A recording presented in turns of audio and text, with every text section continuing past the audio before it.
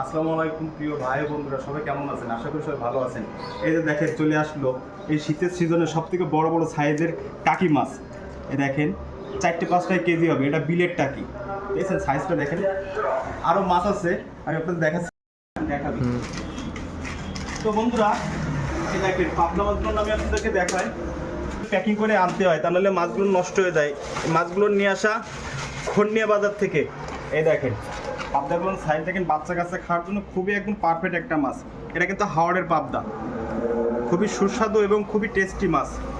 আপনারা যদি মাছ অর্ডার করতে চান স্ক্রিনে দেওয়া নাম্বারে যোগাযোগ করুন। আমরা সারা বাংলাদেশে ডেলিভারি করে থাকি। আর খুলনার ভিতরে নিতে পারবেন, আমাদের নিজেদের টিম মেম্বার আছে, তারা নিজেরা যেয়ে ডেলিভারি করে থাকে। 1 টাকাও অগ্রিম আগে থেকে দেওয়া লাগবে না। আপনারা যদি মাছ নিতে চান অবশ্যই অর্ডার করবেন চয়েস পিসে।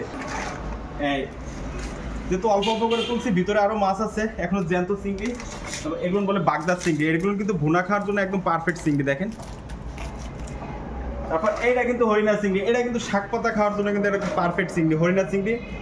এটা কিন্তু মোংলা অঞ্চলের মাছ, একদম ফ্রেশ, একদম টাটকা চিংড়ি দেখেন। শাক পাতা খাওয়ার জন্য চিংড়ি মাছটা নিতে পারেন, চয়েস করতে পারেন। এই যে আরও একটা মাছ আছে এই শীতের সিজনে কিন্তু শৈল মাছ, দেশি কই মাছ, বাইলে মাছ। এই যে বাইলে মাছ, এটা কিন্তু শীতের সিজনের সব থেকে মজার। এটা কিন্তু ছোটো সাইজের বাইলে, এটা কিন্তু ভাজা খাওয়ার জন্য খুবই পারফেক্ট একটা বাইলে। তারপর টাকি মাছ, শৈল মাছ, এই ধরনের মাছটা শীতের সিজনে খুবই সুস্বাদু। অনেকে মির্গে মাছটা কিন্তু খুবই পছন্দ করে। এই যে দেখেন ছোটো সাইজের মির্গে, 1 কেজি 1.5 কেজি সাইজের মির্গে মাছ, একদম টাটকা মাছ। মাছের চোখ দেখেন, একদম জল জল করতেছে মাছ।